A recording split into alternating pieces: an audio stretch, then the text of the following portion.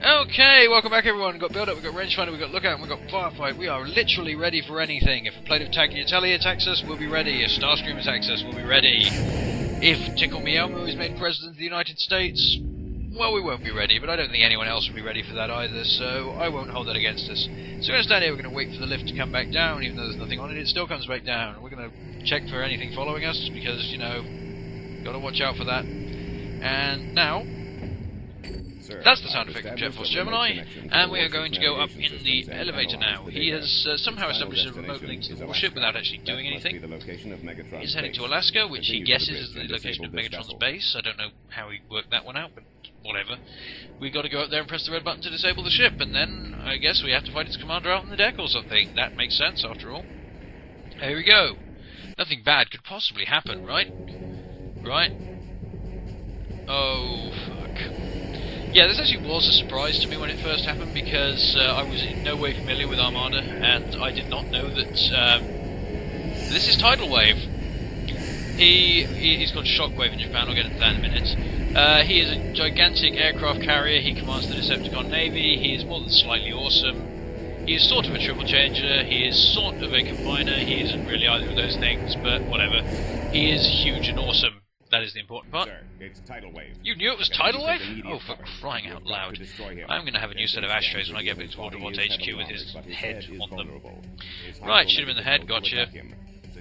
Shut up, useless. Okay, so get lookout, basically. Or you're totally screwed here. So what have we got to do with him? We've got to shoot him in the head. He has missiles, he has lasers which he fires from the top of his helmet, and he has his anti-aircraft guns he can fire at us. He is more than a little bit awesome. He has the whole Shadow of the Colossus thing going on. And remember, this was quite a while before Shadow of the Colossus came out, so really, really quite impressive stuff here. Now, there's three ways to fight him. You can do the stupid way involving Slipstream, where you glide between the islands and take pot shots in his head, glide to the next island. I really don't want to do anything that involves trying to land on Pinnacle Rock again ever, let alone trying to land on Pinnacle Rock while being shot at. So fuck that, that's a stupid way of doing it. It means you don't build up as well, which is dumb. Anyway, this is my method. There are two ways to do this. One is incredibly boring but works really well, and then there is this method, which is more interesting and a lot quicker.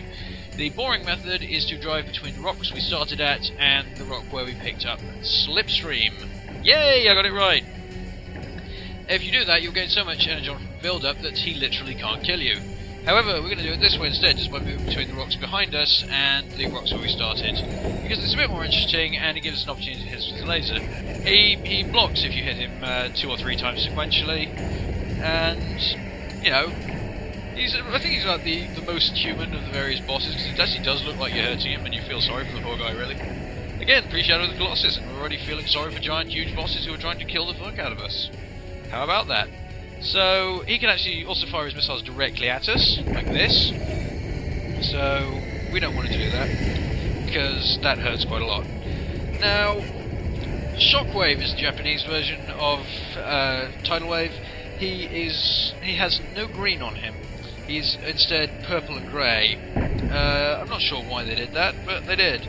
But equally, for some reason, this is the American version. So, for some reason they didn't just go with the Japanese version, as you might well have expected them to.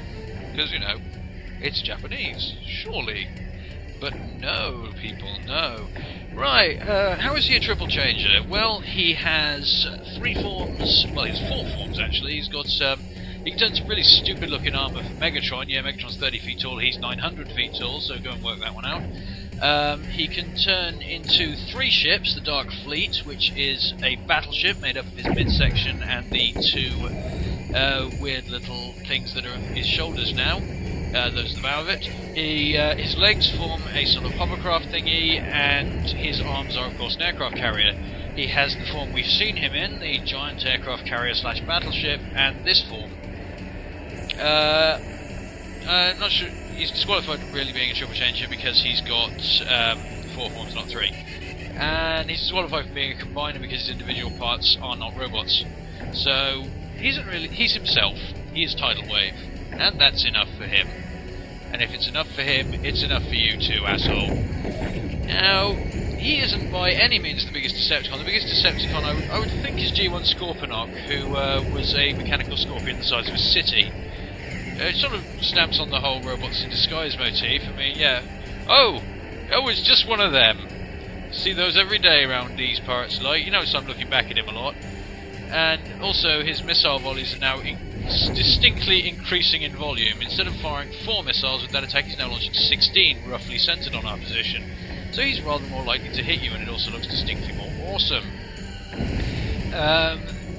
As there are probably people now thinking you didn't mention Unicron. Unicron is not a Decepticon, you stupid bastards. Unicron is also not the biggest Transformer. That's Primus. You've probably not heard of Primus. Primus is the planet Cybertron. No, seriously. They went there. They went there. So, we've already got him into critical health. See, I told you this is actually quite a quick method of fighting him. Usually this takes me about 20 minutes. Because my method sucks and is stupid, and I'm going to use this one from now on. Here's his laser attack again. This one can murder the hell out of you. It strips off your energy like no one's business. So, we don't want him to do that ideally, but he keeps doing it anyway because he likes it. And, to be honest, he's so big that the fuck's going to argue with him? Well, we are. Here. Ultima Ratio, bitch. Final argument of kings or something. Ultima Ratio Regina? I don't fucking know. Yeah, I've just seen it written on giant yellow balloons. Yeah, I suck. Right, okay, so we're going to hit him again in the head with our snipety rifle. There's a bit of slight dodgy collision detection on his head, whereby quite a lot of the top of his helmet doesn't actually exist, as far as hitting him is concerned. So he's going to try and get us with his anti-aircraft guns again. I've actually almost killed this guy by standing in front of him and firing up his head with firefight, which is stupid and shouldn't work at all. The trouble is, you have to keep looking up at him, which means you are eventually, no matter what you do, going to run into the sea and die horribly. Because, yeah, water is bad for some reason. It's not bad for him. He's perfectly happy with water. He's an aircraft carrier, why wouldn't he be? Also, he's ridiculously tall, why wouldn't he be?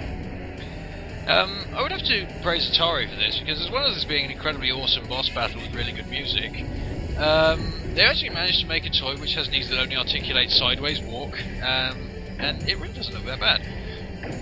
Sure, again, it's not Shadow of the Colossus, but it's pretty damn near. Shit. Oh, bugger, we're being towered over. Stop being so awesome, damn it! I'm supposed to be the awesome one here. Ow! My head! Curse you! Take this, you weak little truck. No, I'm not going to. I'm going to run away from you. Take this, coward. Ah! Oh, fuck! My awesomeness is being compromised. I'm Optimus Prime. This can't happen to me. Yes, it can. No, it can't. No! I won't allow it. Not in my house.